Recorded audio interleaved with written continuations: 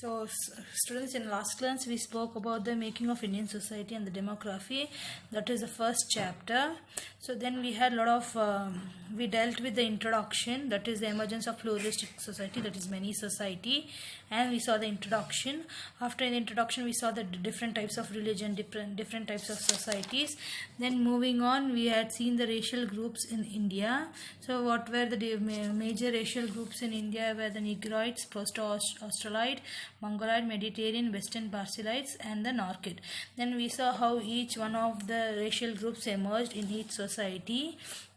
Then we saw the origin of Indian civilization, that is the Indus Valley civilization, and what kind of society they led and what races they belong to. So mostly they belong to the Proto-Australites, Proto-Australian, Mediterranean, Alpine, Mongoloid racial elements. Then we saw the process of Aryanization. So see, Aryans were the people who had come from the Middle East and settled. So from Middle East, West. So we saw how what were their practices, how they had their own life and their society. Then totally in the process of Aryanization, we saw how they settled in the subcontinent.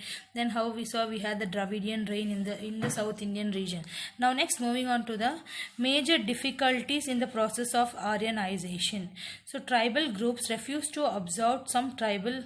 So the major difficulties in the process. What were the difficulties in process of Aryanization? So first point is tribal groups refused to be absorbed. Means some tribal groups refused to be absorbed and chose to recede to inaccessible forests and hills. Many of them still maintain their separate identities. So what happened is the tribal groups, they don't wanted to come out of their space and they wanted to stay in their own community.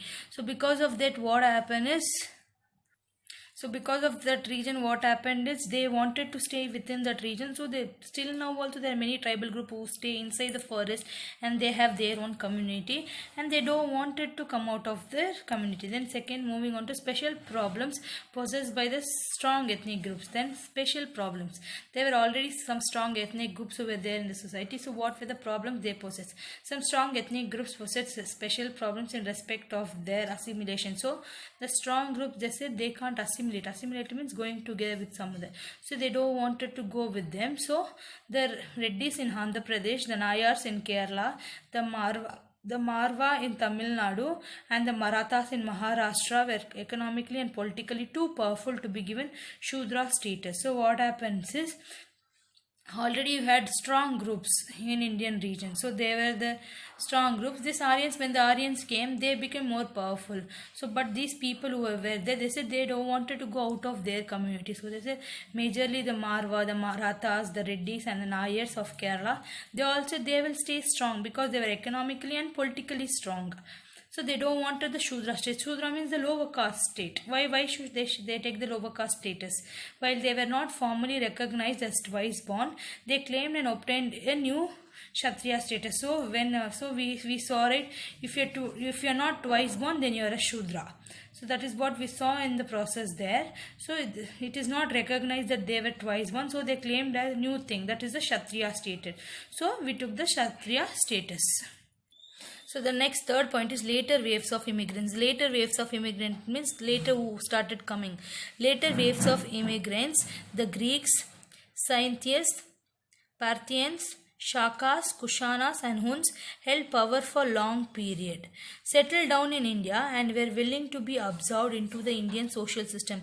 Since they were outsiders, native refused to accept them. So what happens is later waves, later who had come. So later waves such as Greeks, Parthians, Shakas, Kushanas and Huns held long period. So they stayed here for long period and settled down in India. They started settling in India and were willing to observe the Indian social system. So they all thought that's okay, they will adapt the Indian social system. Since they were outsiders, native refused to accept them. See, the outsiders were ready to accept Indian society, but we Indians don't wanted them to come and settle here, okay? Because if they came, they thought they will try to impose their society or their community within us. So next, moving on, development of Hindu philosophy. Thus Indian social system is believed to be development of Hindu religion. So we have different kinds of religion. No, first one we are dealing is Hindu religion. Thus the Indian social system is believed to be to be add, and it's on off often described as bounded and rigid. It is rigid means it's very strong, and it is very strict. Hindu religion in some respects, and particularly in some phases of its evolution, and indeed it's true. So it is believed that Hindu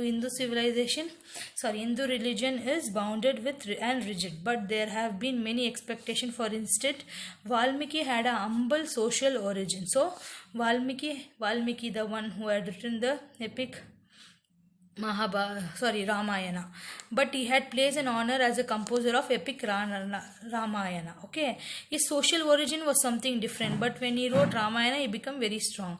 Then Veda Vyasa, the author of epic Mahabharata, was the son of the fisherwoman. So he is also the son of the fisherwoman, but he got the status as the one who has written the Mahabharata. So the sannyasi. Then Vidura, the philosopher and the interpreter of the Dharma. So Vidura is seen as the philosopher and interpreter of Dharma, was offspring of maid servant. So in Mahabharata story, you have Pandava's father Pandu, then you have Kaurava's father Dhritarashtra, then you had one more, that's the minister. Vidura was a minister, and he was born for maid servant. Okay, so it is believed that being a maid servant, he is the philosopher and interpreter of Dharma.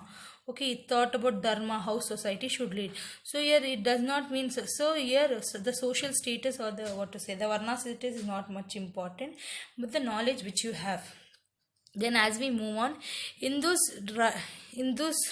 Hinduism derives from the diverse literary sources, including Vedas, the Brahmanas, the Aryanas, the Upanishads, the Saruta, Griha, and Dharma Sutras. Okay, so Hinduism has been derived from so many texts, religious texts.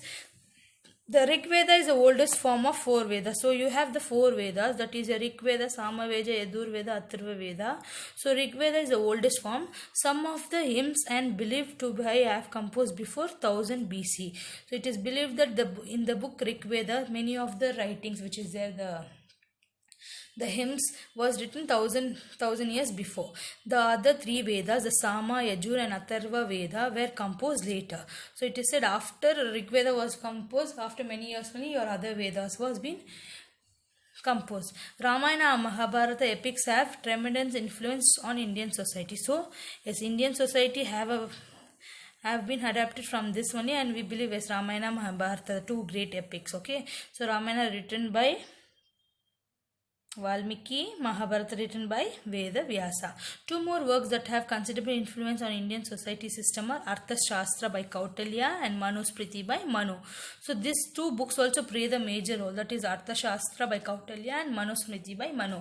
Kautilya concentrates mainly on the statecraft, but his treatise also touches upon the control of mechanism of society. Okay, so he talks about the state craftsmen, so how a society should lead on, what are its beginnings and all of those. Then Manu on the other hand has provided a complete social code. So Manu is because about the social code, about the Varna system, Brahmana, Kshatriya, Vaishya, Shudra, then the Panchamas, the fifth one. Okay, so as we move on, what is known as Hinduism developed through dual process of considerable conflict. So what is known as Hinduism, which is a dual process, the double process, which is because of the fighting. Okay, much accommodation and compromise. The word Hindu appears to be have coined by the invading Arabs around the 8th century AD. So it is said that the word Hindu is been derived from the invading Arabs in 8th century for people living behind the Indus. So people who are after living behind the Indus, they are known as the Hindu. Many non-Aryans believe deities and rituals were incorporated into Hinduism. Okay, it is said that many Aryans, okay, the Aryans who had come, so many Aryans who had come, they believed that Hinduism adapted the beliefs that deities and rituals were added into Hinduism. Hinduism accepted considerable dissent and reform. Okay, Hinduism accepted the growth of orthodox doctrines, cults and sects. So we had different cults, different groups in Hinduism also. It also accepted considerable dissent and reform. Different types of reform also Hinduism accepted. Okay. Then Jainism grew out of flexible setting and gradually Jainism grew a dozen and achieved a country-wide spread. So Jainism was spread all over. Then Buddhism also grew out of flexible setting and gradually become world religion. So whatever Jainism and Buddhism, they gradually developed and become the world religion. Later Sikhism, okay. So Sikhism also developed a distinct religion, although it had taken element both from Hinduism and Islam, but you have Sikhism, okay. So Sikhism, mostly the Punjabis who are called as Sikhs, right? So that religion had both the influence of Hinduism and Islam, okay. Bhakti cult represent another dimension of change in the religion. So we have Bhakti cults represent another dimension of change in the religion, okay. Like we have different kinds of people who come, they try to reform the society, like Shankaracharya, Acharya, who try to reform the society.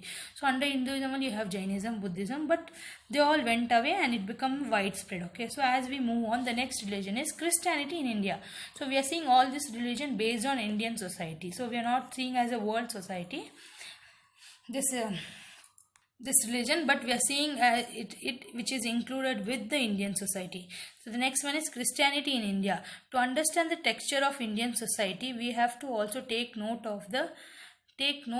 understand the texture of the Indian society, we have also to take the note of the long press of Christianity and Islam in the country. So we had the influence of Christianity and Islam also, because we had lot of Islamic invaders who invaded us. Then the Britishers had come and colonized us. So we have so many things.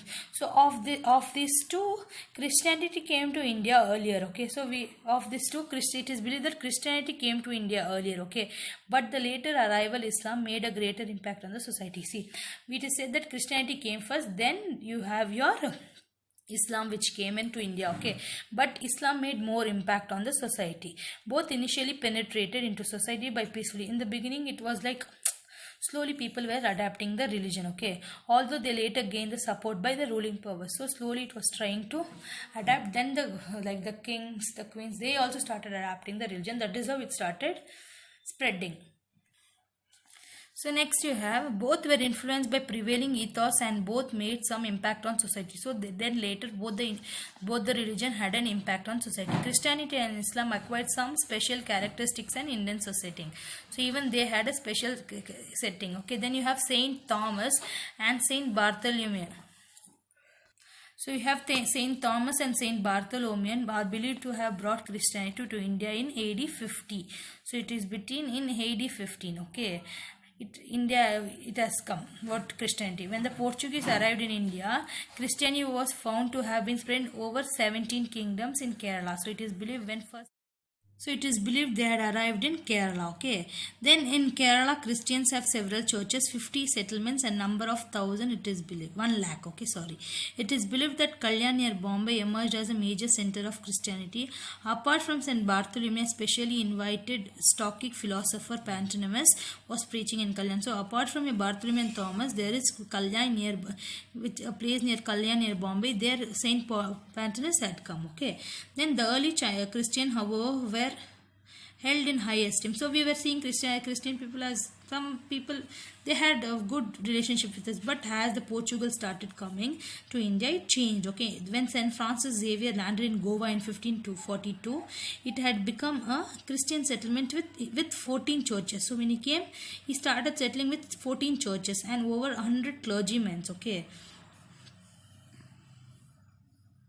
Then the Italian Jesuit Robert de Nobili, who landed in Goa in 1605 and died in Mylapore, Madras in 1656, communicated with people in Tamil and other religion dialects. So it is that they just came, okay. When they came, they just were not in that place. They started spreading everywhere and they started communicating in that language so that it will be easy for people.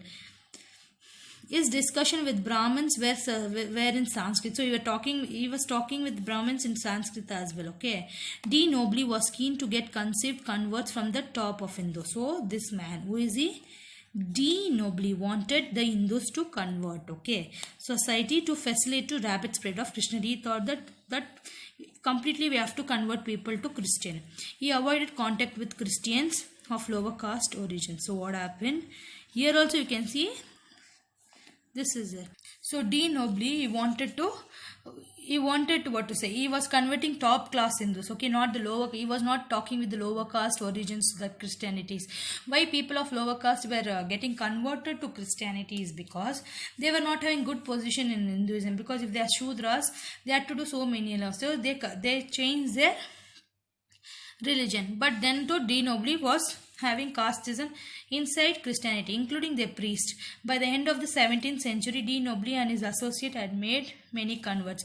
So by 17th century, many people had converted to Christianity. The later development of Christianity in India is better known because of the association of the church with the foreign power. So what happened has the later development is because church had power with the foreign powers, okay. Because the Portuguese, Dutch, British and French considerably evangelical and humanitarian work, okay. So what happened, the Dutch, French, they started coming inside as colonial power and they started spreading the work, okay. Work was done by Christian missionaries. So we had Christian missionaries like nuns, priests who will come and convert people, okay, of diverse national and demonetization. So they started spreading because they wanted everyone to know the word of Jesus Christ, okay.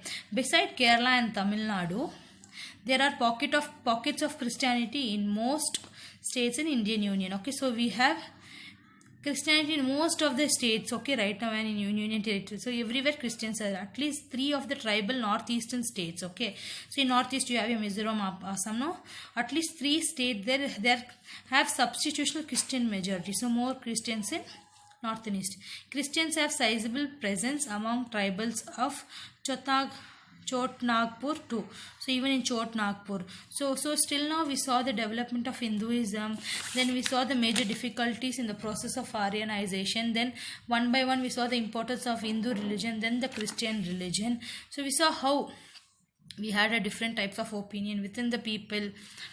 Then how they started spreading of Hinduism, let it be the spread of Christianity in India. So we'll be doing the spread of Islam in India in the next class.